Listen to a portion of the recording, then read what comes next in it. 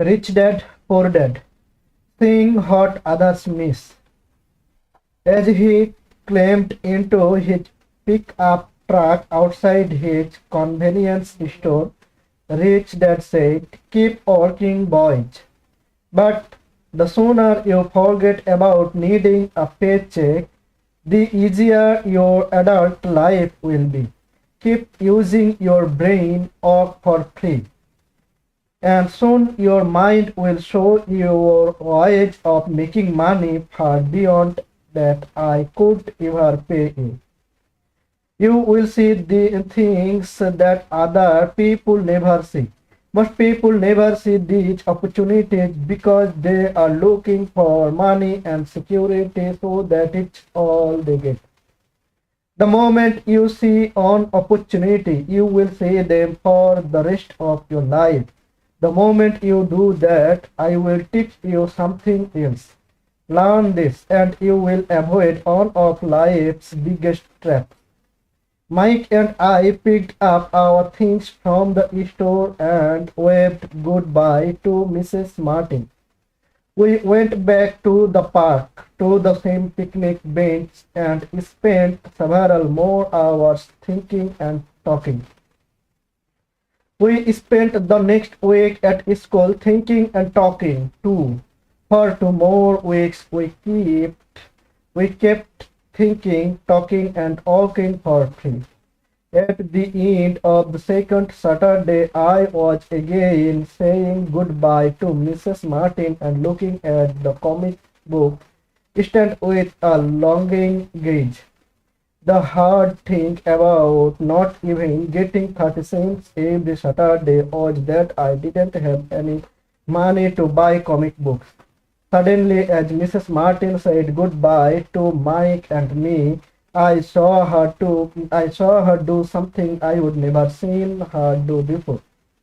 Mrs. Martin was cutting the front page of the comic book in half.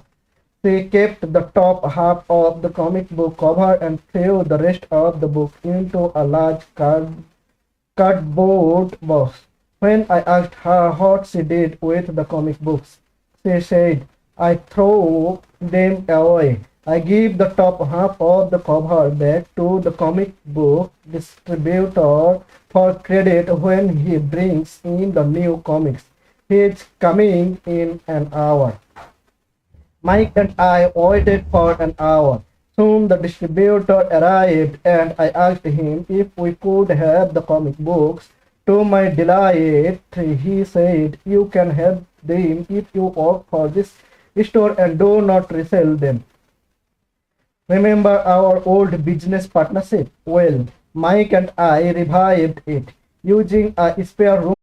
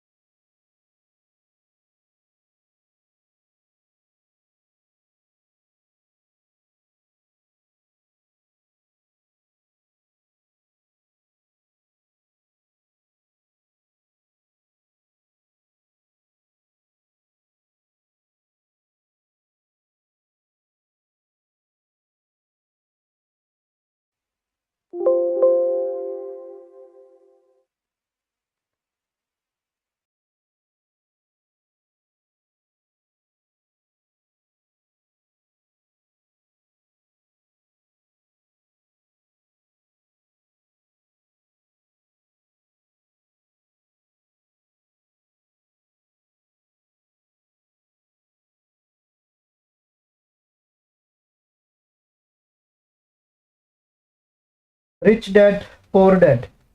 Chapter 2, Lesson 2. Why teach financial literacy? It is not how much money you make, it is how much money you keep. In 1990, Mike took over his father's empire and is, in fact, doing a better job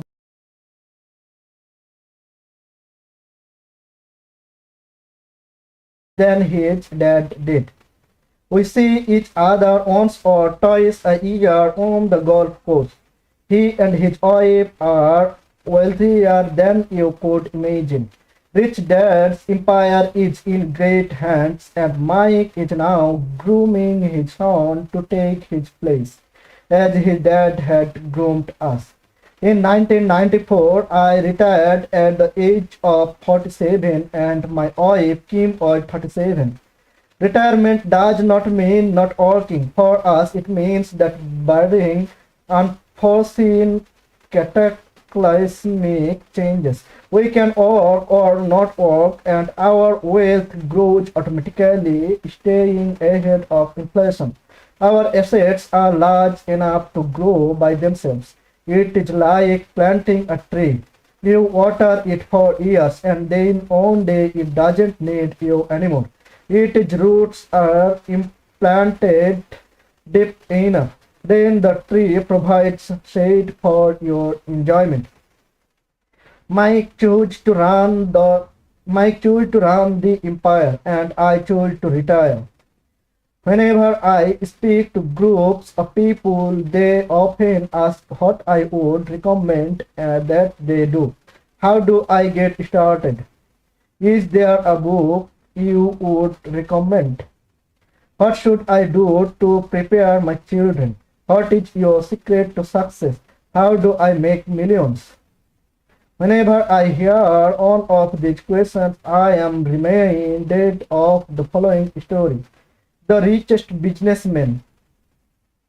In 1923, a group of our greatest leaders and richest businessmen held a meeting at the Edgewater Beach Hotel in Chicago.